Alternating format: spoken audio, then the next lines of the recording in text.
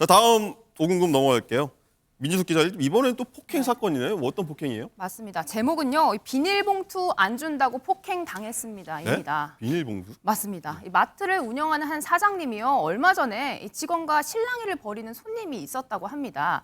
이 매대에서 비닐봉투 공짜로 왜 주지 않느냐라며 직원들에게 욕설을 했다라고 하는데요. 이런 상황에 친환경 정책 일환으로 마트에서 지금 비닐봉투 공짜로 줄 수 없거든요. 이 사장님 법이 바뀐 지 몇 년이 됐는데 왜 그러시냐 이렇게 좋게 이야기를 해도 그쪽에서 계속 험한 말이 날아왔다고 합니다.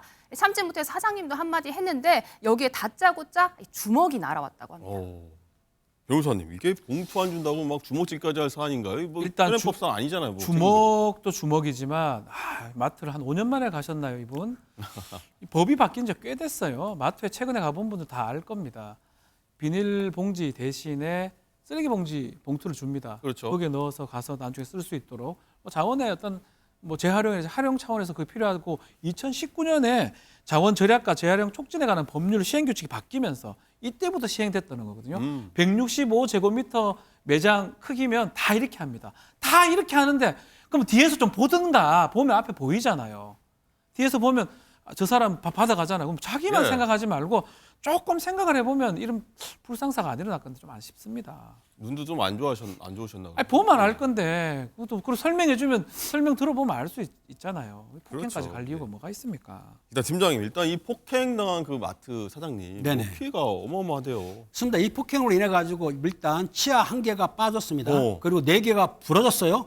그다음에 코뼈가 3조각으로 부러지다 보니까 응급실에 가가지고 치료받는 이제 치료가 이게 중상입니다. 사실은 치료받고 있는데 그런데 그 피해자는 뭐라고 주장하냐면 나를 가해한 사람은 훈방 조치가 됐다고 주장하고 있습니다. 나는 피해가 됐는데. 풀려난 거예요? 그렇게 일단 그렇게 말하고 있습니다. 그리고 풀려난 거죠. 근데 당시의 상황을 보게 되면 이 가해자가 술에 취한 거예요. 취해가지고 이제 폭행을 했는데 폭행하면서 뭐라고 했냐면 내가 널 죽이고 기억하겠어. 이런 아주 심한 말도 했다는 겁니다. 그런데 이제 그런 말 하면서도 실실 웃으면서 본인이 경찰에 신고를 했던 거예요. 근데 경찰이 출동했을 거 아닙니까? 경찰이 왔는데도 위협을 했다는 거예요. 그러니까 이 피해자 입장에서는 이분이 상습적이 아닌가라고 생각할 수도 있죠. 보통 사람 그렇게 못하지 않습니까? 그 됐던 것인데 어찌됐든 간에 피해자는 지금 중상을 입었고 가해자는 풀려난 상태인 것 같습니다. 일단 훈방 조치 풀려났는데 이 부분이 사실 제일 논란일 것 같은데 경찰 조사 안 하나요? 당연히 해야 되는데요. 피해자는 뭐라고 하냐면 나는 밥도 못 먹고 병원 다니면서 치료하고 또 이 마트를 혼자 하는 것 같아요. 아파도 나와가지고 혼자 일하고 있는데 그 사람 풀려났지 않습니까? 그런데 누리꾼들은 뭐 하냐면은 그 가해자가 훈방됐도 무죄는 아니고 구속이 안 된 거다라고 하고는 있는데 또 그리고 그런 사람 조심하라 하고 있어요. 왜냐하면 분노 조절 장애가 있는 분이 계시기 때문에 약간의 자극만 줘도 흥분하지 않습니까? 그런 사람이 피하라고 하는데 경찰은 그 폭력을 행사한 40대 남성을 소환해 조사 벌이기를 했습니다. 그런데 이제 추가적인 보호가 할지를 모르겠습니까? 그러니까는 피해자한테 원하면 신변 보호도 해준다고 하는데 실제적으로 이런 중상이 같으면은 그 당시에 체포를 해서 현행범 체포해서 48시간 내에 조사한 다음에 영장을 치거나 아니면 갑을 정했어야 되는데 아마 술도 취하고 경찰 제 생각입니다.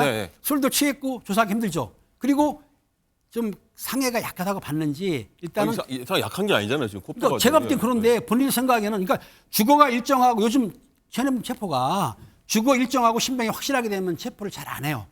그 인권 침해 때문에 못하게 돼 있거든요. 그래서 아마 경찰에서는 고육지책으로 일단 보낼 것 같은데 당연히 소환하겠죠. 소환해가지고 상태가 심하면은 영장을 청구할 수도 있습니다. 청구할 수 있다. 네. 박지원 변호사님, 일단은 이런 손님들을 진상 손님이라고 하지 않습니까? 이런 사람들 이렇게 폭행한 거 처음 보는데 법적 처벌 충분히 가능한 거죠? 진상 손님이 아니고 이거는 뭐 좀 심각한 뭐라고 표현해야 되나요?